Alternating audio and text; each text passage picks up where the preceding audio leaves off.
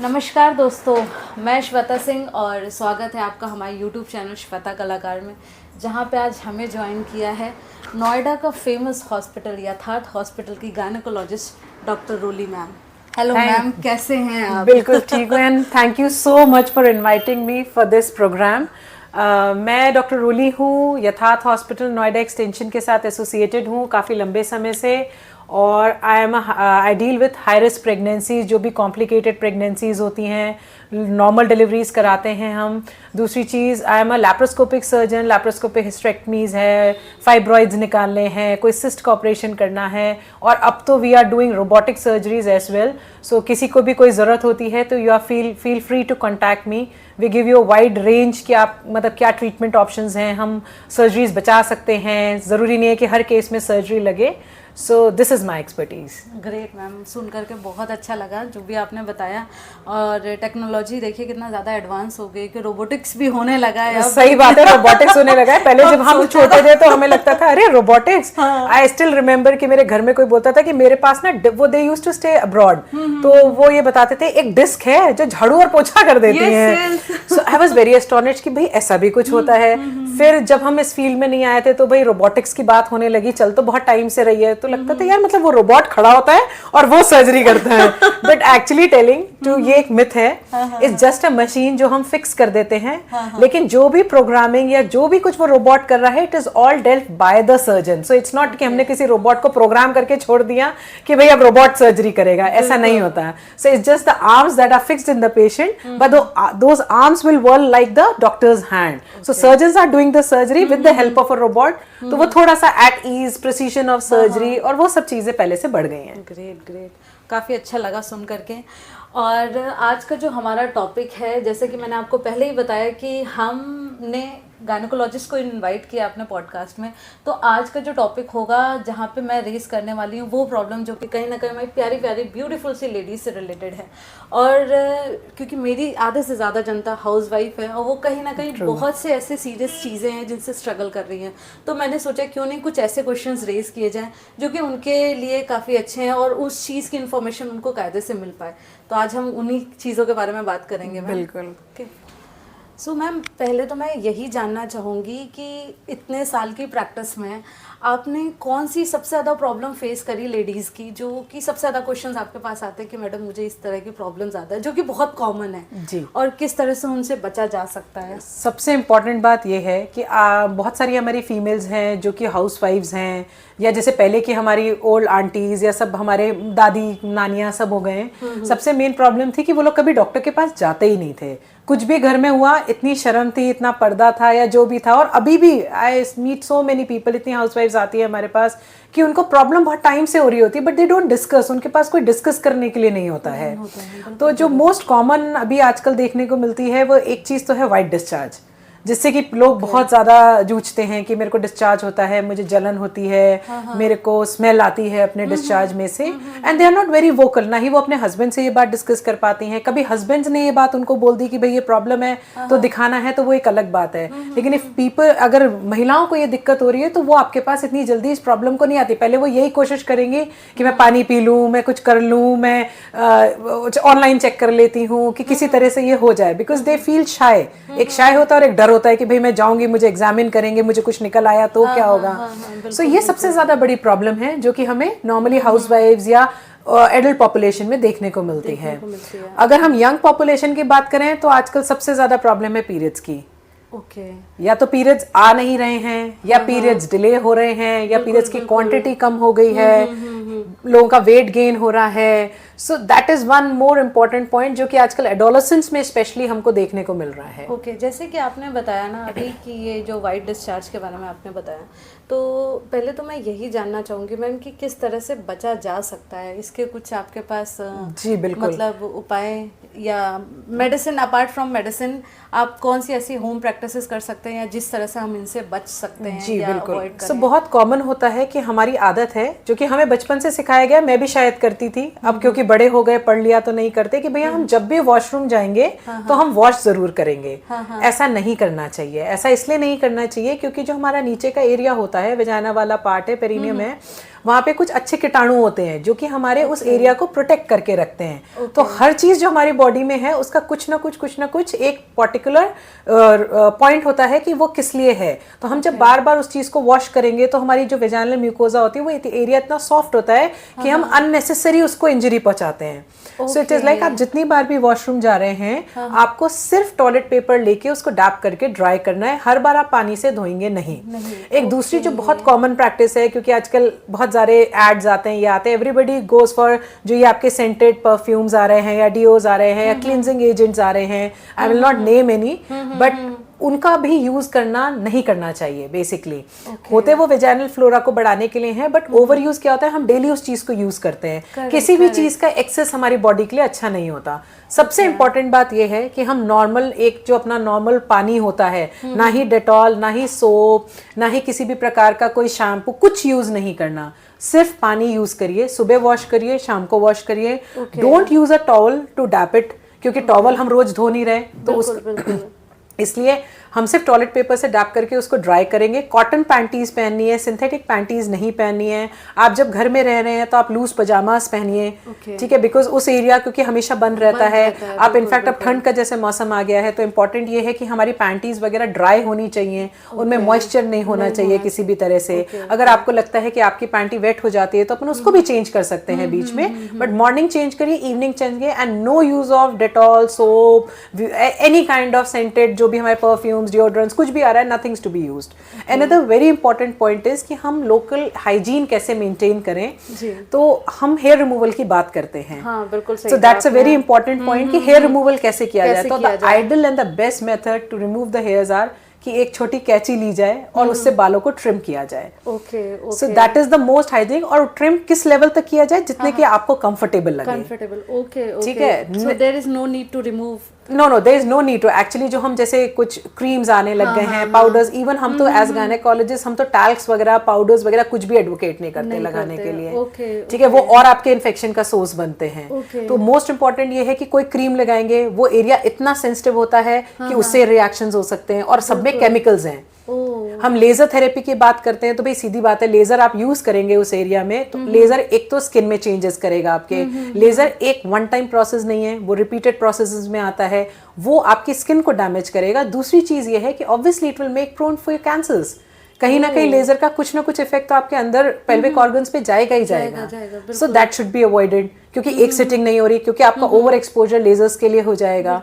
आते हैं अपन ये बात करके लोग रेजर्स यूज करते हैं, रेजर्स यूज नहीं करने चाहिए। एपिलेटर्स आने लगे, बहुत सारे प्रोडक्ट्स आ रहे हैं, दैट कैन कॉज फॉलिकुलाइटिस, वो भी एक प्रॉब्लम होती है। So the best way is कि आप एक कैंची लीजिए और उसे ट्रिम कर लीजिए, एंड टू द लेवल जितना आप कंफर्ट लेवल में हो।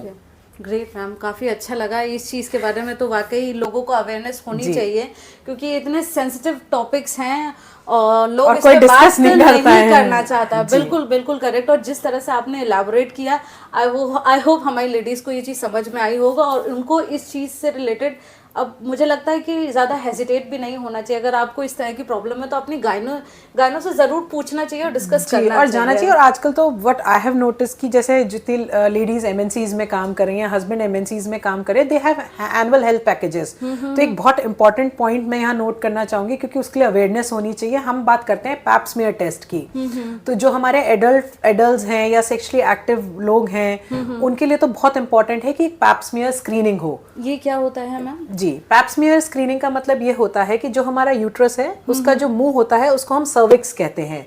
तो बेसिकली पैप स्मीयर एक स्क्रीनिंग टेस्ट है जिसमें कि हम जो बच्चेदानी के मुंह पे पानी प्रेजेंट है जिसको सर्विक्स कहते हैं उसको लेके स्लाइड्स बनाते हैं और उसको देखते हैं कि वो कोई प्री कैंसरस कंडीशंस के लिए आपको प्रीडिस्पोज तो नहीं कर रहा है।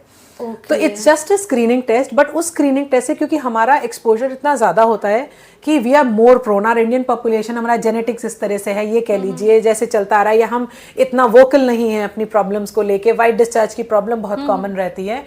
तो ये पैप स्मीयर स्क्रीनिंग होनी चाहिए, और जो भी कोई एडल्ट फीमेल है या सेक्सुअली एक्टिव फीमेल्स हैं उनको pap smear screening every 3 years में करानी चाहिए। अगर एक बार आपके पैप स्मीयर की स्क्रीनिंग नॉर्मल आती है तो every 3 years you can get it repeated till the time you are sexually active, या फिर अपन मेनोपॉज में नहीं जा रहे हैं। ओके ग्रेट मैम, ये तो आइडिया ही नहीं था, बट वही है कि जब आप जैसे लोगों से मिलते हैं तभी हमें इन सब चीज़ों के बारे में ज़्यादा अच्छी नॉलेज मिलती है। नहीं, बहुत अच्छी बात है। आज के टाइम पे मैम ज़्यादातर जनता हमारी जो हमारी गर्ल्स हैं या वुमेन्स हैं वो कहीं ना कहीं वर्किंग में हैं, तो मुझे लगता है कि वो इतना ज़्यादा ऑलरेडी स्ट्रेस में है क्योंकि उनको ऑफिस भी मैनेज करना है, घर भी मैनेज करना है, बच्चे पति हर एक चीज़ मैनेज करना है, तो स्ट्रेस उनके ऊपर बहुत ज़्यादा है। मतलब आदमियों का क्या होता है कि भाई ऑफिस जा रहे हैं, अब हम ऑफिस का ही काम करेंगे, बट एक औरत के साथ ऐसा नहीं होता है। ऑफिस से आने के बाद भी उसको घर की टेंशन लगी हमारा भी वही है। तो मुझे ये जानना है कि उस स्ट्रेस को या उस मेंटल हेल्थ को हम कैसे बैलेंस, मतलब वो कैसे इम्पैक्ट करता है हमारे रिप्रोडक्टिव सिस्टम को, और एक औरत को उससे कैसे बचना चाहिए। डेफिनेटली। तो ये सबसे इम्पोर्टेंट बात ये है कि वर्क लाइफ बैलेंस बनाना बहुत इंपॉर्टेंट होता है, जो कि आई एज अ गायनेकोलॉजिस्ट, मेरे भी 2 बच्चे हैं, काम रहता है, कब आना है कब जाना है, बट आपको वो बैलेंस अपनी लाइफ में बनाना पड़ता है। मोस्ट इंपॉर्टेंट बात यह है कि जो वर्किंग फीमेल्स हैं जिनके बच्चे नहीं हैं, उनके साथ तो मेन प्रॉब्लम ये होती है कि स्ट्रेस की वजह से, एक तो हस्बैंड और वाइफ के ना वर्क टाइमिंग्स डिफरेंट है। कोई एमएनसी में काम कर रहा है जो यूएस में है, तो उनकी रात की शिफ्ट्स होएंगी। तो सबसे ज़्यादा जो इसकी वजह से फ़र्क पड़ रहा है वो पड़ रहा है infertility. It's is on such a rise. Problem ये नहीं है कि लोग फर्टाइल नहीं है, प्रॉब्लम ये है कि उनको सही समय नहीं मिल पा रहा है, and the stress, the pressure that is coming, वो उनकी परफॉर्मेंस एक्टिविटीज को अफेक्ट करता है।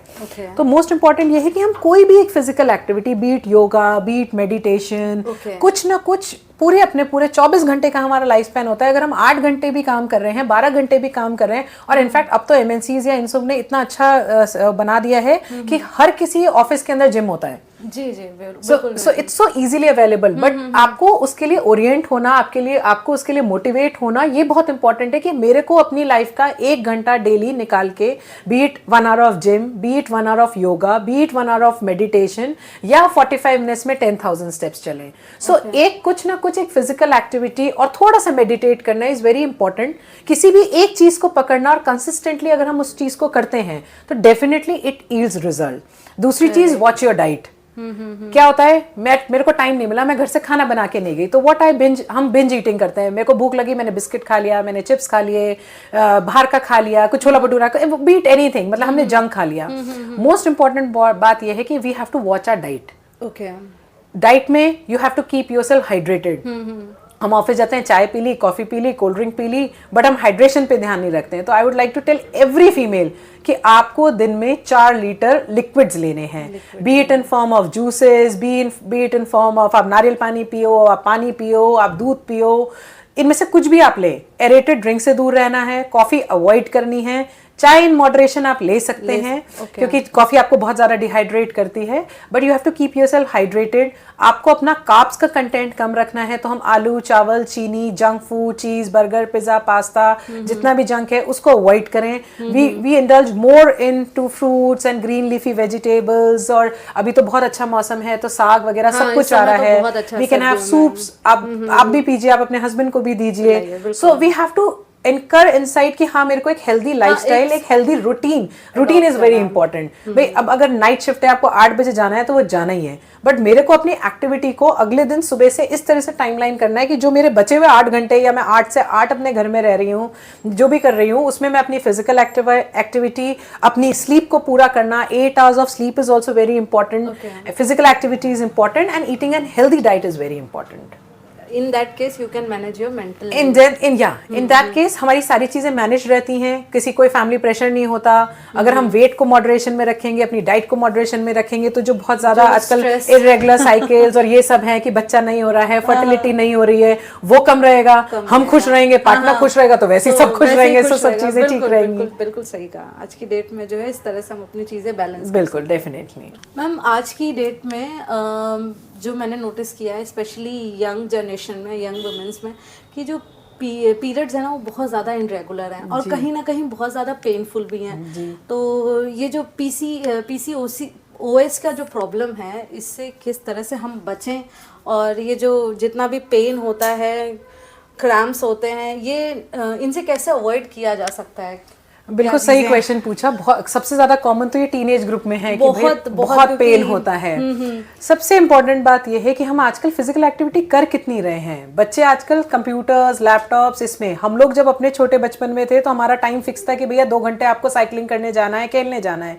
आजकल बच्चे पूरे टाइम उनकी फिजिकल एक्टिविटी नहीं है। बेसिकली फिजिकल एक्टिविटी नहीं होने की वजह से जो उनका हार्मोनल स्टेटस है ना, उसमें बहुत प्रॉब्लम और चेंजेस आ गए हैं। सो एक तो बच्चों का पेन परसेप्शन, हम लोग जैसे पहले भाई चोट भी लग गई तो हाँ खेल रहे हैं, पेरेंट्स कहते थे हाँ कुछ नहीं हुआ, चलो चलो करो। हम लोग भी ज्यादा स्केप्टिकल हो गए, बच्चों को जरा सी चोट लगती है हम भी। तो एक तो पेन परसेप्शन, जो इंडिविजुअली पेन परसेप्शन की बात करें तो वो चेंज हो गया। बच्चे ज्यादा सेंसिटिव हो गए हैं, उनका एक्सपोजर गेम्स की तरफ बहुत सारा कम हो गया है। तो उसमें ना प्रोस्टाग्लैंडिन्स वगैरह जो हमारे पेन के लिए रिस्पॉन्सिबल होते हैं, कुछ इनहिबिटरी फैक्टर्स होते हैं, उन सब में हमारी बॉडी में चेंज आने लग गया है। जिसकी वजह से मोर सो, और ये भी हुआ है कि भाई क्योंकि हमारा हेल्थ स्टेटस चेंज होने लग गया, हार्मोनल चेंज होने लगे, तो सिस्ट वगैरह की प्रॉब्लम्स हैं, जैसे ओवेरियन सिस्ट हो गया है, जैसे आपने मेंशन किया पीसीओएस का प्रॉब्लम है, ये आजकल टीनेज ग्रुप में बहुत ज्यादा बढ़ गया है। एक्टिविटी है नहीं, हम खा रहे हैं, पढ़ रहे हैं, लैपटॉप पर बैठे हुए हैं, वेट गेन हो रहा है हमारा, जिसकी वजह से हमारी बॉडी के मेल हार्मोन्स बढ़ते हैं। मेल हार्मोन्स बढ़ने की वजह से वो कहीं ना कहीं मेटाबोलाइज होंगे, हमारे एस्ट्रोजन लेवल्स बढ़ते हैं। जहां एस्ट्रोजन और प्रोजेस्टेरॉन का एक बैलेंस हमारी साइकिल में डिस्टर्ब हुआ, वही हमारे पीरियड्स में प्रॉब्लम आना शुरू हुआ। पीरियड्स डिले आएंगे तो अंदर की लेयर, जो मोटी सी लेयर होती है जो पीरियड्स में शेड ऑफ होती है, वो मोटी होने लग जाती है। तो जब पीरियड्स आते हैं लोगों को 2-2, 3-3 महीने बाद, तो वो या तो लंबे चल लेते हैं, या फिर आते हैं तो वो पीस लोग कहते हैं मैम लम्स आ रहे हैं, लम्स आ रहे हैं, लम्स आ रहे हैं। भाई जितनी मोटी जो अंदर की लेयर बनेगी वो किसी ना किसी फॉर्म में तो निकलेगी। और जो लंप होता है वो एक सॉलिड मटेरियल है, तो यूट्रस उसको जब निकालने की कोशिश करेगा, then you have a severe cramp, क्योंकि वो एक सॉलिड मटेरियल है, यूट्रस को भी वो बाहर से पुश आउट करना है, so you will have a cramp. So everything is like a vicious cycle. So at the bottom हम जो बात करते हैं वो बॉटम पे यही बात आती है कि भैया फिजिकल एक्टिविटी करना, बच्चों के लिए गेम्स खेलना, बास्केटबॉल खेलो, दौड़ो, रनिंग करो, स्किपिंग करो, you may indulge into Zumba or whatever kind of a sport, but you should play some or the other sport. तो मतलब मेरे कहने का मतलब यही है कि मैं अपनी लेडीज से यही कहना चाहूंगी कि बच्चों के लिए हर टाइम सिर्फ पढ़ाई पे फोकस मत करिए। Very true.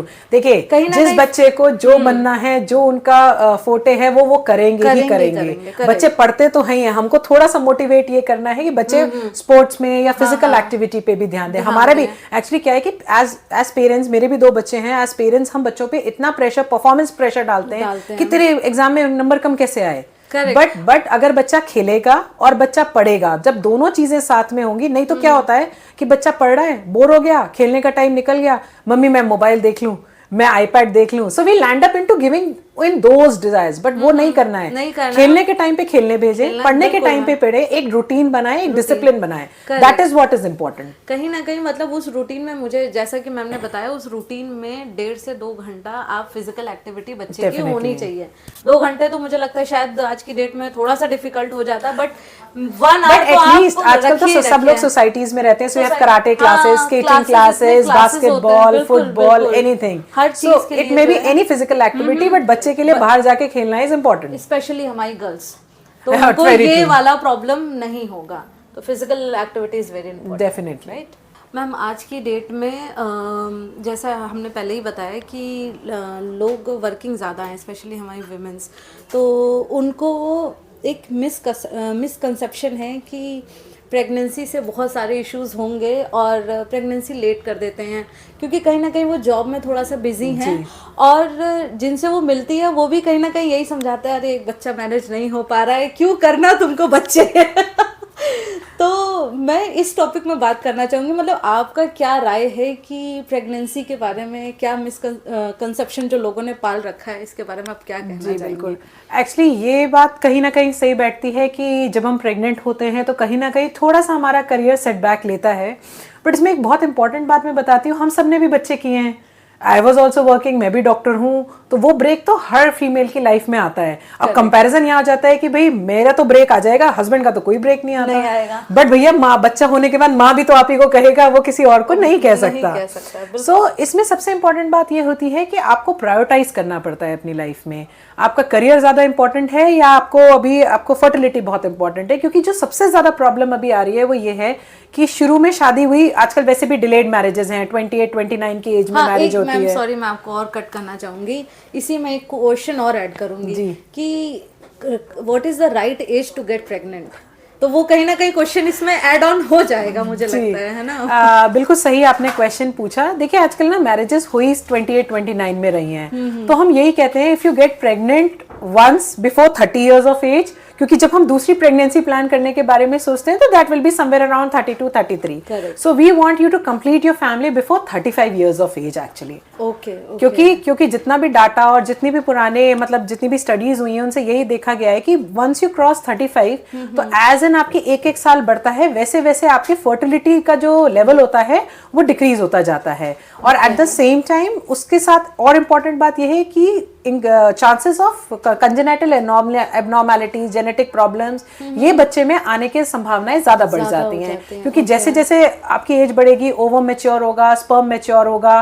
तो जो उनके म्यूटेशंस होते हैं, और भाई कोई यंग आदमी है और कोई ओल्ड है तो जैसे उनमें फर्क होता है वैसे ही अपने जो ओवम और स्पर्म है उनमें भी होता है कि जो यंग होगा उनका मेटाबॉलिज्म, उनके डिवीजन या उनकी वो बेटर होगी एज कम्पेयर टू वही चीजें जब ओल्ड एज में मल्टीप्लाई होती हैं। सो इसलिए आइडियल ये है कि आप शादी करिए और एक बच्चा 30 के पहले प्लान कर लीजिए। ओके। अब आते हैं अपन इस कॉन्सेप्ट पे कि भाई अभी तो मेरा करियर शुरू हुआ है और अभी मैंने प्रेगनेंसी कर ली तो सेटबैक होगा, तो मुझे ये लगता है कि अगर आपका करियर अभी शुरू हुआ है तो it is a better point two plan a pregnancy, क्योंकि अगर करियर में ब्रेक इस समय आएगा भी, और इट्स नॉट अ ब्रेक, या इट्स ये है कि आप अगर आपकी प्रेगनेंसी अनइवेंटफुल है तो हम तो घर में किसी को बिठाते ही नहीं है, आप अपना नॉर्मल काम करिए। मैं अपनी प्रेगनेंसी में 8 महीने 9 महीने तक पूरा काम किया है। I was working 6 days prior to my delivery also in both the pregnancies. तो ये कहीं नहीं है कि भैया अगर हम प्रेग्नेंट हो गए तो हम काम नहीं करते। इनफैक्ट अगर कोई कॉम्प्लिकेशन नहीं है तो वी डू एडवोकेट कि आप काम करिए, क्योंकि आपका दिमाग कहीं और लगा रहेगा तो आप अपनी प्रेगनेंसी पे कम, एटलीस्ट आप वो प्रॉब्लम्स पे कम ध्यान देंगे। तो इसलिए इट इज मोर इम्पोर्टेंट कि आप काम करिए। और ब्रेक की बात ये होती है कि जितना आप करियर में आगे बढ़ेंगे अपॉर्चुनिटीज ना और डिफिकल्ट होती जाएंगी। आज मैं अपने करियर की शुरुआत में ब्रेक लूं या मैं 2 साल बाद लूं तो 2 साल will be much more difficult, क्योंकि तब तक मैं उस करियर में घुस चुकी होंगी, मैं एडजस्ट हो चुकी होंगी, और फिर मुझे लगेगा नहीं यार अब तो मेरा प्रमोशन ड्यू था, तो अब मैं कैसे करूं, तो मैं उस लेवल पे पहुंचने से पहले ही क्यों नहीं इस चीज को प्लान कर लूं। So it is very important कि आपको प्रायोरिटाइज करना ही पड़ता है, क्योंकि ये हमने बहुत देखा कि लोग अभी नहीं करना है, 4 साल बाद करना है, अभी हो गई हमने अबॉर्ट करा दिया, और 4 साल बाद भैया अब हम लगे हुए हैं, कोशिश कर रहे हैं, हस्बैंड को स्ट्रेस, मुझे स्ट्रेस, फैमिली वालों का स्ट्रेस, और वो हो नहीं रहा है। सो मेनी पीपल हमारे पास आते हैं, वो ये पूछते हैं कि मैडम ये तो मैं अबॉर्ट करा लूं, ये बता दीजिए आगे हो जाएगा कि नहीं हो जाएगा। तो भैया ये तो भगवान ने बनाया है। So it's everybody's individual body, और इंडिविजुअल आपका क्या फर्टिलिटी है ये कैसी रहेगी कोई प्रिडिक्ट नहीं कर सकता कि 4 साल बाद आप कर पाएंगे या नहीं कर पाएंगे। लोग 40-41 की एज में भी करते हैं और लोग 32-35 की एज में भी नहीं कर पाते हैं। एक चीज और था कि आज की डेट में ना मिसकैरेजेस बहुत हो रहे हैं, और स्पेशली फर्स्ट प्रेगनेंसी में मुझे ऐसा लगता है कि फर्स्ट प्रेगनेंसी मैंने जहां तक देखी है वो मिसकैरेज ही हो जाती है जी। तो ये वाली चीजें बहुत ज्यादा मेरे जानने में भी आ रही हैं। तो मैं ये जानना चाहूंगी कि ऐसा क्यों हो रहा है। इसका भी एक बहुत बड़ा रीजन है। एक तो ये है कि हम ये मानते हैं कि अगर शुरू की 12 वीक से पहले या 3 महीने के पहले की प्रेगनेंसी और वो अबॉर्ट हो रही है तो कहीं ना कहीं जो बच्चा आपका बना है या तो वो बनावट ही उसकी अच्छी नहीं है। अच्छा। So the most common cause सबसे पहले हम जेनेटिक या क्रोमोसोमल बात है, क्योंकि हमारी बॉडी का ना इम्यून सिस्टम बहुत स्ट्रांग है। अगर बॉडी को ये मैसेज मिलता है कि भाई ये चीज मेरी बॉडी के लिए सही नहीं है, तो it tries and reject it. आप ये सोचिए ना, जो इम्यूनिटी, जैसे मुझे बुखार हुआ, खांसी हुई, तो उसका रिएक्शन यही होता है ना, मुझे खांसी हुई, बुखार हो रहा है, so that's a body reaction. Body मुझे बता रही है कि मेरे में इन्फ्लेमेशन है और मेरी एंटीबॉडीज उसको फाइट कर रही है। आप ये सोचिए कि एक जब बच्चा होता है जो कि मेरी बॉडी के लिए फॉरेन है, लेकिन फिर भी एक मदर की बॉडी उसको एक्सेप्ट करती है, 9 महीने अंदर रखती है, सींचती है और हम बच्चा पैदा करते हैं। तो हमारा इम्यून सिस्टम इतना स्ट्रांग है कि अगर कोई चीज अच्छी नहीं है तो वो हमारी बॉडी में टिकने नहीं देती। सो ये इसमें एक बहुत बड़ा फैक्टर आता है, वही एज वाला, कि भाई एजिंग में एज वाला बच्चा, एज होने के बाद हम कंसीव करा तो हमारा बच्चे में कोई प्रॉब्लम थी इसलिए वो टिक नहीं पाया। दूसरा क्या है भाई, जैसे जैसे पीरियड्स आगे बढ़ेंगे तो हमारी अंदर की जो लाइनिंग होती है वो इतनी मजबूत नहीं होती कि वो बच्चे को टिका सके। और दूसरा फिर बहुत इंपॉर्टेंट होता है कि भाई हमारी खुद की हैबिट्स कैसी हैं, हम क्या खा रहे हैं, हम क्या कर रहे हैं, how are we walking, how are we doing things, वो सारी चीजें जो हैं वो बहुत मैटर करती हैं इस चीज में। करेक्ट। नहीं, बहुत अच्छी बात आपने कही कि इस तरह से हम अपनी चीज़ों को बैलेंस कर सकते हैं। अगर हम अपनी एक हेल्दी लाइफस्टाइल अडॉप्ट करते हैं तो हम इन सब प्रॉब्लम से दूर रह सकते हैं। और बहुत आजकल बहुत कॉमन है ना alcohol smoking, even if you are not smoking तो हम पैसिव स्मोकर तो होते ही होते हैं, स्पेशली हमारे नोएडा दिल्ली।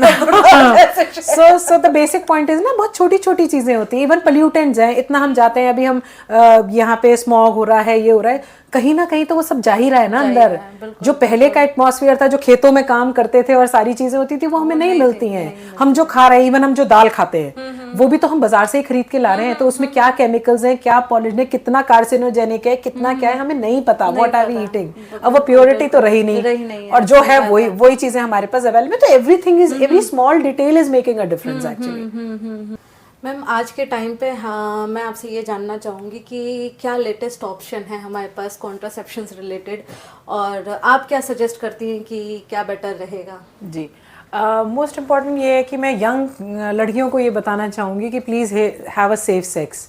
सो बिकॉज अभी आजकल अबॉर्शंस इतने ज़्यादा बढ़ गए हैं। सो एंड सबसे इम्पॉर्टेंट बात जो मैं आपको बताना चाहती हूँ वो ये है कि सेफ कुछ नहीं होता, सेफ पीरियड कुछ नहीं होता है। You may get pregnant any time. अपन ने मतलब एजैकुलेट होने से पहले बाहर निकाल दिया, that is also not a precaution. आप मेडिसिन खा ली आपने, वो भी कोई 100% ये गारंटी नहीं देता है, या आपने कॉन्डम बैरियर कॉन्ट्रासेप्शन यूज किया है, वो भी ये कोई गारंटी नहीं देगा कि हम प्रेग्नेंट नहीं हो सकते हैं, because every method has its own failure rate. तो द मोस्ट इम्पॉर्टेंट पॉइंट जो मैं मैसेज देना चाहती हूँ स्पेशली यंग लड़कियों को, कि please please please have a safe sex. दूसरी बात यह है कि अगर आप इनफैक्ट अगर आपका पीरियड मिस होता है तो आप ये मत सोचिए बिल्कुल भी कि मेरे को इरेगुलर रहता है या आ जाएगा या जो भी है। If you are sexually active, please do a pregnancy test and check, because that's the most important point. अब आते हैं कि हमारे पास क्या ऑप्शंस हैं। तो मार्केट में बहुत सारी कॉन्ट्रासेप्टिव पिल्स आती हैं जिनका अलग अलग कितना लेना है, कैसे लेना है, वो डिफरेंट आता है। तो उनका साइड इफेक्ट भी तो होता है डेफिनेटली। देखिए, एक बैरियर कॉन्ट्रासेप्शन जिसमें कॉन्डम आता है और ये उसके सबसे ज़्यादा फेलियर रेट्स हैं ऑब्वियसली ना। लोग बहुत बार हमारे पास आते हैं कि मैडम हमने तो बैरियर यूज़ किया था लेकिन फिर भी प्रेग्नेंट हो गए, उसके तो सबसे ज़्यादा हैं। तो अच्छा। मतलब अब you can not rely, at least कुछ नहीं से वो बेटर है, लेकिन उस पर आप रिलाई बिल्कुल भी नहीं कर सकते। अच्छा, अब आते हैं दो ऑप्शंस आते हैं हमारे पास। एक आता है हार्मोनल कॉन्ट्रासेप्शन जिसमें ओसे पिल्स वगैरह अलग अलग प्रकार की आती हैं। आजकल तो बहुत पहले ये था कि जो पिल्स आते थे उससे हेयर ग्रोथ, मैस्कुलिन फीचर्स और पिंपल्स आना, मोटे होना, ये सब था। बट अब हमारे पास 4th जनरेशन 5th जनरेशन ओसे पिल्स आ गई हैं जिनसे कि ये साइड इफेक्ट्स कब कर लिए गए हैं और ये साइड इफेक्ट्स नहीं होते हैं।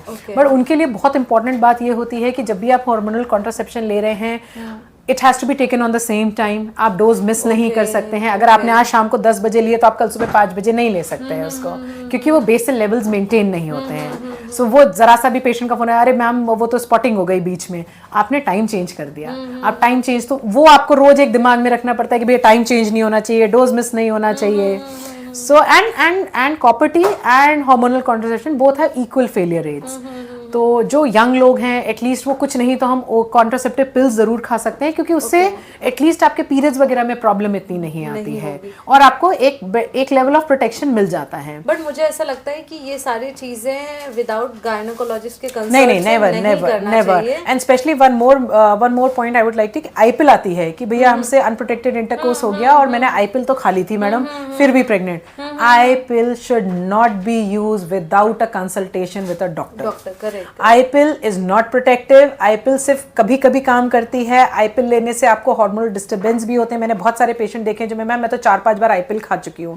That is a wrong method. एक तो वो आपके हार्मोन्स को गड़बड़ करेगा, दूसरा it increases chances of tubes में प्रेगनेंसी। ठीक है, और ये कोई गारंटी नहीं देता कि मैंने आईपिल खा ली थी तो मैं प्रेग्नेंट नहीं हो सकती हूँ। आईपिल भी खा ली है और पीरियड नहीं आया है तो ये मत सोचिए कि मैं को तो प्रेगनेंसी हो नहीं सकती, ऐसा नहीं है। आईपिल खाने के बाद भी प्रेगनेंसी हो सकती है। And over use of i pill is not recommended even if you want to take any kind of medication, चाहे वो हार्मोन्स हो, चाहे वो आईपिल हो, चाहे कुछ भी हो, whatever it is, please consult a gynaecologist and then only take, क्योंकि आपको नहीं पता कि वो दवाई के साथ क्या साइड इफेक्ट्स हो सकते हैं। आपको कोई पर्टिकुलर प्रॉब्लम है उसमें हम वो दे भी सकते हैं या नहीं दे सकते हैं। ये आपको नहीं पता। So it is always better कि हार्मोन से अपने आप खेलना नहीं खेलना है। विदाउट डॉक्टर के कंसल्टेशन से आपको, उसके अलावा आपको कुछ भी ऐसा इनटेक नहीं करना है जो कि आपकी हेल्थ या आपके किसी भी चीज़ को ख़राब कर सके। जो मेनोपॉज होता है वो कहीं ना कहीं वुमेन के लिए एक बहुत चैलेंजिंग ट्रांजिशन होता है जी। जो कि मुझे लगता है थोड़ा सा उनको काफ़ी ज़्यादा स्ट्रेस भी देता है। तो उस चीज़ से, क्योंकि वो तो हर किसी की लाइफ में आना ही आना है, उसको आप स्ट्रेस लेके बैठेंगे तो कोई मतलब नहीं है। तो उन सब चीज़ों को आप कैसे हेल्दी वे में अडॉप्ट कर मतलब आप उसको कैसे अडॉप्ट करिए और किस तरह से आप उसको एज ए इंजॉय वे में आगे ले जा सकते हैं, तो इसके बारे में मैं थोड़ा सा बात करना चाहूँगी। सबसे इम्पॉर्टेंट तो ये है कि मेनोपॉज तो आना ही आना है ना। एक वो जो ट्रांजिशन होता है हमारा प्री मेनोपॉज से मेनोपॉज के टाइम पे, उसमें बेटर रहता है कि हम एक गायनेकोलॉजिस्ट को ज़रूर दिखाएं, बिकॉज वो आपको इवेलुएट करके आपके ब्लड टेस्ट करा के, जिसमें कि बहुत इंपॉर्टेंट होता है कि हम vitamin D, vitamin B12, calcium के लेवल्स, क्योंकि मोस्ट इंपॉर्टेंट प्रॉब्लम या जो सबसे ज़्यादा मैंने फीमेल्स में प्रॉब्लम देखी है वो दो ही चीज़ों की देखी है। एक तो मेरे कमर में दर्द, हाथ में दर्द, पैर में दर्द हो रहा है, या मैं उतना एक्टिव नहीं हूँ, और दूसरा एक यूरिनरी इनकॉन्टिनेंस की प्रॉब्लम, जो कि ना लोग बहुत शर्माते हैं बात करने में, बट ये एक बहुत कॉमन प्रॉब्लम है जो कि लोगों को मेनोपॉज में आती है। तो मोस्ट इंपॉर्टेंट तो ये है कि हम अपने विटामिन्स के लेवल्स चेक कराएं, और एक प्रॉपर सप्लीमेंट, जैसे मैं एडवोकेट ये करती हूँ कि भाई आप कैल्शियम है, B12 है, विटामिन डी, एक रेगुलर 3 मंथ्स का आप कोर्स करिए, फिर आप 2 महीने के लिए छोड़ दीजिए, फिर आप फिर से 3 मंथ्स का वो कर लीजिए, बट डॉक्टर को कंसल्ट करके करिए, क्योंकि अगर आपको किडनी में स्टोन है, किस तरह का स्टोन है, उसके हिसाब से थोड़ा कैल्शियम और उनके लेवल्स को हम मॉडिफाई या उनके डोजेस को मॉडिफाई कर सकते हैं। दूसरी चीज़ होती है योगा। तो मैं ओल्ड एज में ये नहीं कहूँगी कि आप जिम जाइए या आप वॉक कर रहे हैं, बहुत अच्छी बात है, नहीं तो आप आजकल इतने योगा के प्रोग्राम्स आते हैं, एटलीस्ट आप 45 मिनट्स, आधा घंटा अपने योगा को, मेडिटेशन को दीजिए। उससे क्या है, एटलीस्ट मैं वेट कम करने वाली बात नहीं है, अपने मेटाबॉलिज्म को रेगुलेट करने की बात, और दूसरी चीज़ अपनी बॉडी एंड माइंड को थोड़ा सा डिसिप्लिन करने के लिए, सो दैट आगे की हमारी लाइफ अच्छी बीते। दूसरा, हम क्या खा रहे हैं, स्पेशली दूध का इंटेक। अब देखिए बहुत अभी तो पैकेट के दूध आने लग गए हैं, दूध वाला दूध बहुत कम मिलता है, लेकिन जो मिल रहा है वो वही है, तो हमें तो उसी से काम चलाना है जो है। सो एक रेगुलर कि भाई हम पूरा दूध नहीं, कम से कम 250 ml का एक glass of milk, green leafy vegetables, जल्दी खाना खाना, टाइम पे खाना खाना। तो इस तरह से थोड़ी सी लाइफ को डिसिप्लिन करके और कुछ मल्टीविटामिन्स और उनके सपोर्ट से हम अपने आगे की लाइफ को अच्छा बना सकते हैं। दूसरी बात मैं आपको बताना चाहूंगी यूरिनरी इनकॉन्टिनेंस की। तो उसके लिए अगर आप यूट्यूब पे या कहीं भी जाएंगे तो बेसिक ना पेल्विक एक्सरसाइजेज होती हैं, वो मैं सबको एडवोकेट करती हूँ, चाहे उनकी नॉर्मल डिलीवरी हुई हो, चाहे आपके सिजेरियन हुआ हो। एक्चुअली क्या होता है कि जब थोड़ा टाइम निकल जाता है, मेनोपॉज 2-3 साल हो जाते हैं, तो नीचे का एरिया जो है वो कम्प्लीटली ड्राई होने लगता है, उसकी वैस्कुलैरिटी चली जाती है, तो जो मसल्स की इलास्टिसिटी, होल्डिंग कैपेसिटी है वो कम हो जाती है। सो बेसिक कीगल्स एक्सरसाइजेज होते हैं। अगर आप योगा वगैरह करते हैं तो आजकल सभी लोग बताते हैं, नहीं तो आप अगर यूट्यूब या किसी पे भी जाके सर्च करना चाहेंगे तो आपको कीगल्स एक्सरसाइजेज मिलेंगी, वो आप रूटीन में लाइए अपने। अगर आप वो रेगुलरली करेंगे तो मैं ये नहीं कहती कि आपको प्रॉब्लम नहीं होगी, बट ये है कि हो सकता है उस प्रॉब्लम से अपन अगर 10 लोगों में से 5-6 लोग भी बच जाएं उस प्रॉब्लम से तो बहुत होता है, क्योंकि this is the most common complain जो कि एक ओल्ड एज में या मेनोपॉज में हमको फेस करने को मिलती है। बहुत अच्छा लगा रोली मैम आपसे बात करके, और जो टॉपिक्स मैंने पूछे उसमें आपने इतना अच्छा आंसर दिया है और हर एक चीज़ को बहुत ही इलैबोरेट वे में आपने बताया। तो मैम एक लास्ट चीज़ है कि मैम महागुन में बैठती हैं, गुरु कृपा करके क्लिनिक है, मैम वहाँ पे बैठती हैं सेक्टर 78 में। एक मैम एक और चीज़ आप थोड़ा सा बता दीजिए कि आप कहाँ कहाँ बैठती हैं, ताकि अगर हमारी जो ऑडियंस है वो आपसे मिलना चाहे, जो स्पेशली मेरे सब्सक्राइबर है, उनको लगता है कि यार श्वेता के थ्रू थोड़ा सा बेनिफिट मिल जाएगा, मैम का अपॉइंटमेंट इजीली मिल जाएगा तो नहीं बिल्कुल। मैं मॉर्निंग के टाइम में अपनी ओपीडीज करती हूँ यथार्थ हॉस्पिटल नोएडा एक्सटेंशन में, जो बिस्ट्रक के पास है, और इवनिंग्स में मैं यहाँ पे गुरु कृपा क्लिनिक है मॉडर्न महागुन में, सेक्टर 78 नोएडा में, यहाँ पे अवेलेबल रहती हूँ शाम को 7 से 9 और संडेज को मॉर्निंग के टाइम में 11 से 1 के बीच में।